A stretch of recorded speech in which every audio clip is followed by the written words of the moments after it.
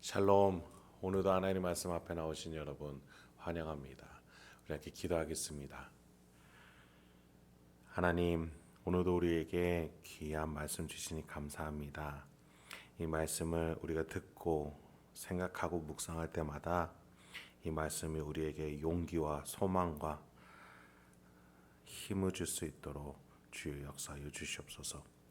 오늘도 내 힘으로 살아가는 것이 아니라 하나님이 주시는 도움으로, 은혜로 살아가게 하옵소서. 예수님의 이름으로 기도했습니다. 아멘. 오늘 함께 살펴볼 말씀은 사무엘상 2장 27절에서 36절, 사무엘상 2장 27절에서 36절까지 함께 살펴보도록 하겠습니다. 오늘도 우리의 구원을 위해서 성실하신 우리 주님을 찬양합니다.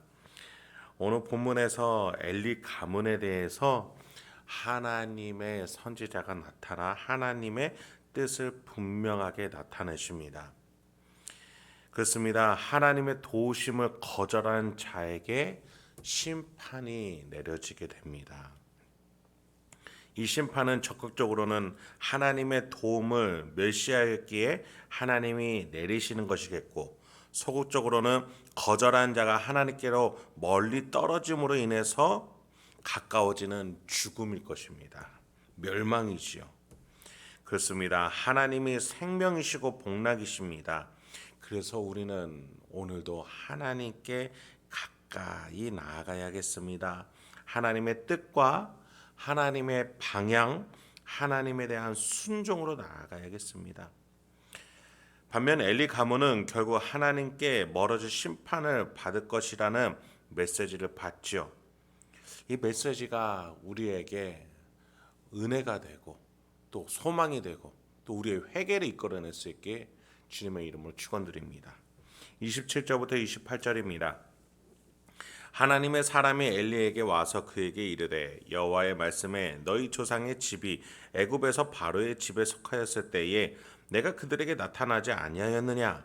이스라엘 모든 지파 중에서 내가 그를 택하여 내 제사장으로 삼아 그가 내 제단에 올라 분향하며 내 앞에서 에봇을 입게 하지 아니하였느냐? 이스라엘 자손이 드리는 모든 화제를 내가 내 조상의 집에 주지 아니하였느냐?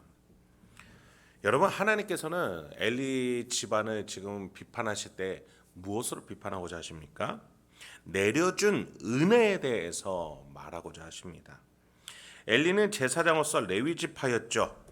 또 그 레위 지파라는 독특함이 언제 생겼어요? 이스라엘이 출애굽함으로써 만들어졌죠. 그렇다면 그 전에 레위 가문은 어떤 가문이었습니까? 사실상 야곱으로부터 저주에 가까운 심판을 받은 가문이었어요.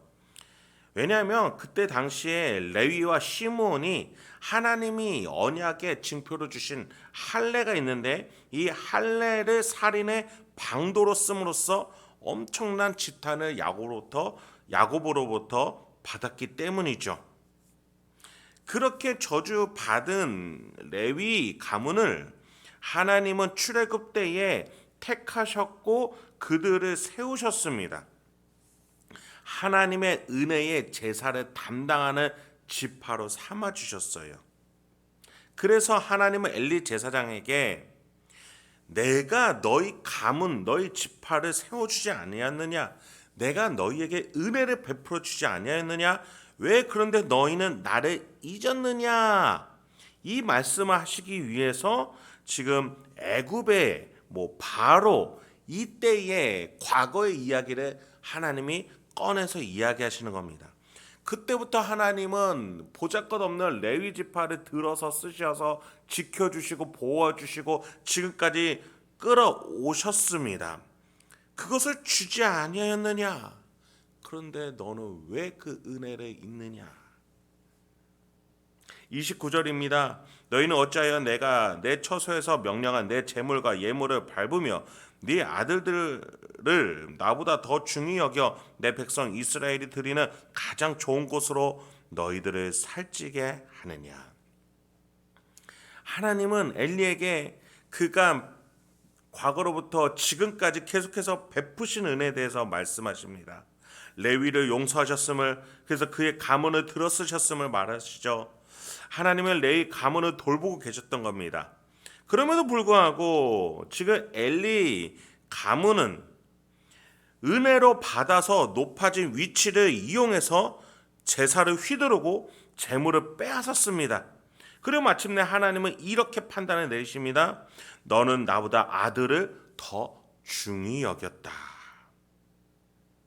여러분, 엘리가 가장 중요하게 생각했던 것이 이제 드러납니다. 그의 가문이었어요. 두 아들이었어요. 하나님보다 자신의 가문이 더 중요했던 겁니다. 그래서 하나님이 가문 이야기를 하셨던 거예요. 너의 가문 한번 볼까? 너의 조상, 조상의 조상, 조상의 조상의 조상 때로부터 보잘것없는 너희 가문을 내가 용서하고 보호해서 지금까지 끌어온 것이 나 여호와 하나님이다. 그래서 너희 가문이 지금 이렇게 중요한 위치에 있을 수 있게 된 것이다. 그런데 너는 왜 그 가문을 세운 나를 잊어버리고 너가 너의 힘으로 너의 두 아들과 가문을 유지하려고 했느냐? 오히려 하나님을 잊어버리고 왜 너희 아들들을 더 중히 여기느냐? 엘리야, 네가 있을 수 있는 그 위치가 지금 너희 아들들이 얻은 그 제사장의 직분이 누구로부터 시작했느냐? 여호와 하나님 아니냐? 여러분, 지금 엘리는 선물을 주시는 아버지를 잊어버리고 선물만 바라보는 어리석은 아들의 모습 아닙니까? 그에 대해서 하나님은 심판을 내리셨던 것입니다. 그렇습니다. 여러분, 지금 엘리 가문은 하나님께 이렇게 지탄을 받고 있는 거예요. 선물을 주신 아버지를 잊어버리고 오히려 선물을 주신 아버지의 은혜를 잊어버리고 선물에만 몰입해 있다 아버지를 멀리하는 그 어리석은 태도를 엘리 가문이 가지고 있었던 겁니다. 30절부터 34절까지 이어서 보도록 하겠습니다. 그들은 어떻게 하나님 아버지를 잊어버리고 멀리했습니까? 그러므로 이스라엘 하나님 나 여호와가 말하노라. 내가 전에 내 집과 내 조상의 집이 내 앞에 영원히 행하리라 하였으나 이제 나 여호와가 말하노니 결단코 그렇게 하지 아니하리라. 나를 존중히 여기는 자를 내가 존중히 여기고 나를 멸시하는 자를 내가 경멸하리라. 보라, 내가 내 팔과 내 조상의 집 팔을 끊어 내 집에 노인이 하나도 없게 하는 날이 이를지니라. 이스라엘에게 모든 복을 내리는 중에 너는 내 처소에 환난을 볼 것이요 내 집에 영원토록 노인이 없을 것이며 내 제단에서 내가 끊어 버리지 아니할 내 사람이 내 눈을 쇠잔하게 하고 내 마음을 슬프게 할 것이요 네 집에서 출산되는 모든 자가 젊어서 죽으리라. 네 두 아들 홈리와 비나스가 한날에 죽으리니 그 둘이 당할 그 일이 네게 표징이 되리라. 여기서 하나님이 중요한 영적 원리를 말씀하세요. 나를 존중히 여기는 자를 내가 존중히 여기고 나를 멸시하는 자를 내가 경멸하리라. 여러분, 우리 하나님은 인격적인 분이세요. 그 형상으로 우리를 만드셨어요. 그래서 우리가 가지고 있는 생각, 감정, 의지, 존중과 같은 것들로 우리와 소통하고자 하시는 겁니다. 그래요, 우리 하나님은 인격적으로 대해야 합니다. 하나님이 그렇게 우리를 대해주고 계십니다. 그래서 우리는 내가 받고자 하는 대로 하나님을 대할 수 있어야 합니다. 그럴 때 하나님도 우리를 그렇게 대해 주실 것입니다. 엘리는 그렇지 않았습니다. 그러니 하나님께서 영원히 너희 집을 존중히 여길 것이라고 하셨던 언약을 너희가 깨트렸다라고 말씀하시는 거예요. 네 조상의 집이 내 앞에 영원히 행하리라. 하나님의 지사를 감당하고 백성들과 하나님 사이에서 중보의 역할을 감당하는 그 레위 지파의 놀라운 그 은혜의 선물의 자리, 거기서 영원히 너희가 함께할 것이라는 그 언약을 너희들이 지금 깨버렸다라고 말씀하시는 것이죠. 인격적으로 하나님을 대하지 못했던 레위 지파에게 엘리 가문에게 이 어마어마한 심판이 내려지게 된 것입니다. 그렇습니다. 우리도 마찬가지예요.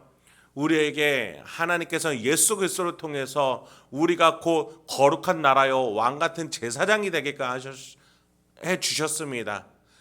우리는 이 언약을 붙들고 복음을 붙들고 오늘도 은혜에 감사하며 살아갈 수 있어야겠습니다. 그런데 이 은혜를 주신 아버지를 잊어버리고 우리가 마음과 양심의 자유를 얻은 이 감격을 오로지 나의 것으로만, 내가 얻은 선물로만 여기고 하나님 아버지를 잊어버리고 내가 나의 소견에 옳은 대로 행한다면 우리가 엘리와 다를 게 없을 것입니다. 그렇습니다. 이러한 심판을 통해서 엘리의 가문은 능력을 잃게 될 겁니다. 복이 내리는 중에 환난을 보게 될 겁니다. 더군다나 두 아들이 한날에 죽음으로써 표징이 나타날 겁니다. 하나님의 심판의 의지가 여기에서 나타나는 것이죠.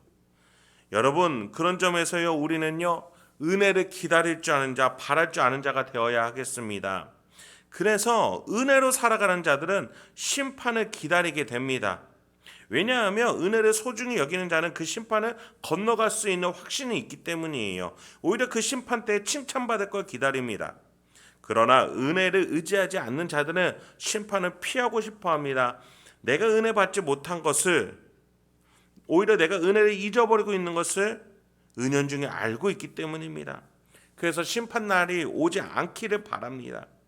오히려 내 의지대로, 내 소견대로 좀 더 살기를 바라지요. 그런 점에서 우리는 예수가 오실 날을 기대하고 고대할 수 있어야겠습니다. 은혜를 의지하며 살아가는 이 삶이 얼마나 소중한지를 하루하루 우리가 살아낼 때마다 예수 그리스도께서 다시 오셔서 심판하실 때에 우리는 그 심판대에서 칭찬받고 사랑받고 명예로워질 것입니다. 그렇습니다. 우리는 이렇게 하나님과 인격적인 소통 안에서 살아가야 합니다. 그 소통이 곧 하나님이 칭찬하시는 것이고 우리가 그 소통으로 말미암아 이 땅을, 우리의 가정과 이웃을 제대로 다스릴 수 있는 저와 여러분이 되길 소망합니다. 마지막 35절부터 36절 살펴보겠습니다. 내가 나를 위하여 충실한 제사장을 일으키리니 그 사람은 내 마음 내 뜻대로 행할 것이라. 내가 그를 위하여 견고한 집을 세우리니 그가 나의 기름 부음 받은 자 앞에서 영구히 행할 것이라. 그리고 네 집에 남은 사람이 각기 와서 은 한 조각과 떡 한 덩이를 위하여 그에게 엎드려 이르되 청하노니 내게 제사장의 직분 하나를 맡겨 내게 떡 조각을 먹게 하소서 하리라 하셨다 하니라. 이 부분에서 하나님은 은혜를 의지하지 않았던 엘리 가문의 심판을 내리심과 동시에 은혜를 의지하는 충실한 제사장을 세우시겠다고, 높이시겠다고 약속하십니다. 이 충실의 의미는 하나님의 마음과 하나님의 뜻을 알고 순종할 자를 말하는 거예요. 하나님의 도움을 구하는 자이기에 하나님의 마음과 뜻을 소중히 여기는 자겠죠. 이스라엘이라는 집을 세우기 위해 다스리는 자, 기름 부음 받은 자를 세우는 데 있어서 사명을 다할 자라고 합니다. 반면에 엘리 가문의 남은 자들은 새로 세워지는 이 제사장 가문에게 나아가서 구걸하게 될 것입니다. 여기서도 하나님은 하나님의 원리를 다시 한번 증명해 주시는 거예요. 하나님의 도움을 구하는 자는 높아지고 하나님의 도움을 구하지 않는 자는 낮추신다라는 겁니다. 그렇습니다. 우리는 하나님께 도움을 구하기 위해서 낮아져야겠습니다. 엎드려야겠습니다. 고민해야겠습니다. 묵상해야겠습니다. 내 소견을 옳은 대로 나가기 바쁘고 일어서기 바쁘고 높아지기 바쁘고자 하는 자들은 낮아질 것입니다. 하나님께 낮아진 여러분은 높아질 것입니다. 그렇습니다. 오늘도 우리가 이 땅에서 우리가 존재하게 된 이유는 하나님의 도움으로 존재하게 되었습니다. 하나님의 십자가 사역으로 영혼의 자유를 얻었습니다. 하나님의 임재로 지금 내가 평온을 누리게 되었습니다. 그래서 내가 하나님의 은혜 앞에서 더 엎드려야 합니다. 하나님께 더 엎드려서 하나님이 지금 주고 계시는 도우심을 내가 잊지 아니하고 살아내고 그것을 전하고 흘려낼 수 있어야겠습니다. 그래야 때 하나님이 저와 여러분을 높여주실 것입니다. 오늘도 하나님이 주신 은혜 앞에서 더 도움을 구하시고 그 은혜를 더 깨닫게 해달라고, 더 그 은혜 안에 충분히 감격할 수 있게 해달라고 엎드릴 수 있는 저와 여러분이 되길 소망합니다. 그래서 오늘 하루도 하나님이 높여주시는 하루를 살아가시는 저와 여러분이 되길 소망합니다. 함께 기도하겠습니다. 하나님, 오늘도 우리에게 귀한 하나님의 말씀을 주시니 감사합니다. 이 말씀을 통해서 우리가 다른 무엇보다도 내가 지금 하나님 때문에 살아있음을, 하나님 때문에 평안할 수 있음을 고백하는 우리가 되게 하소서. 그렇게 하나님 앞에 엎드릴 때에 하나님이 높여주신다라는 사실 잊지 아니하고 오늘도 그렇게 살아가게 하소서. 그렇게 사랑과 섬김으로 다스릴 줄 아는 우리가 되게 하여 주시옵소서. 예수님의 이름으로 기도했습니다. 아멘.